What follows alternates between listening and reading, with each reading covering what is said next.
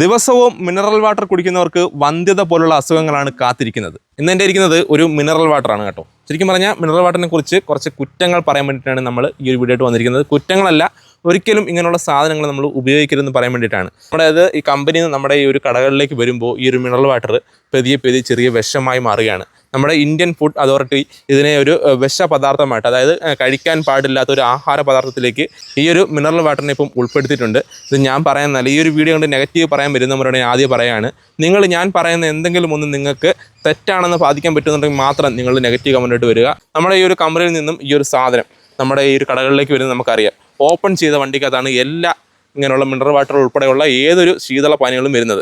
സത്യം പറഞ്ഞാൽ അവർക്ക് അടച്ചുറപ്പുള്ള വണ്ടിയിൽ കൊണ്ടുവരണമെന്നാണ് എല്ലാ കമ്പനിക്കാരും അല്ലെങ്കിൽ ഈ ഒരു ഫുഡ് സേഫ്റ്റി എല്ലാം പറഞ്ഞിട്ടുള്ളത്. പക്ഷേ ഇവർ പുറത്തൊരു ചെറിയൊരു നെറ്റ് പോലൊരു സാധനം കെട്ടിയിട്ട് അടച്ചുറപ്പുണ്ടെന്ന് നമ്മളെ തെറ്റിദ്ധരിപ്പിച്ചിട്ടുണ്ട്, അല്ലെങ്കിൽ ഒരു ഫുഡ് സേഫ്റ്റി തെറ്റിദ്ധരിപ്പിച്ചിട്ടാണ് മിക്ക കടകളിലേക്കും ഈ ഒരു സാധനത്തെ കൊണ്ടുവരുന്നത്. അപ്പോൾ ഞാൻ പറഞ്ഞു വരുന്നത്, ഈ ഒരു കുപ്പിവെള്ളം അല്ലെങ്കിൽ മിനറൽ വാട്ടർ എങ്ങനെയാണ് ഒരു വിഷവാതകമായിട്ട് അല്ലെങ്കിൽ വിഷപദാർത്ഥമായിട്ട് മാറുന്നു പറഞ്ഞാൽ, ഇത് നമ്മൾ ഡയറക്റ്റായിട്ട് ഇതിനകത്ത് സൺലൈറ്റ് ഏറ്റ് കഴിഞ്ഞാൽ അല്ലെങ്കിൽ ചൂടേറ്റ് കഴിഞ്ഞാൽ ഡിസ്ഫിനോഡിയ എന്ന് പറയുന്ന ഒരു ഘടകം അല്ലെങ്കിൽ ഒരു കെമിക്കൽ ഇതിനകത്തേക്ക് ഫോം ചെയ്യും. ആ ഒരു ഫോം ചെയ്ത് കഴിഞ്ഞാൽ നമുക്ക് മറ്റ് അസുഖങ്ങളോ ക്യാൻസർ പോലുള്ള മാരകമായ അസുഖങ്ങളൊന്നും അല്ല വരാൻ പോകുന്നത്. പക്ഷേ വന്ധ്യത പോലുള്ള പ്രശ്നങ്ങൾ നിങ്ങൾക്കുണ്ടാവും. ഭാവിയിൽ അത് വളരെയധികം ബുദ്ധിമുട്ടായിരിക്കും.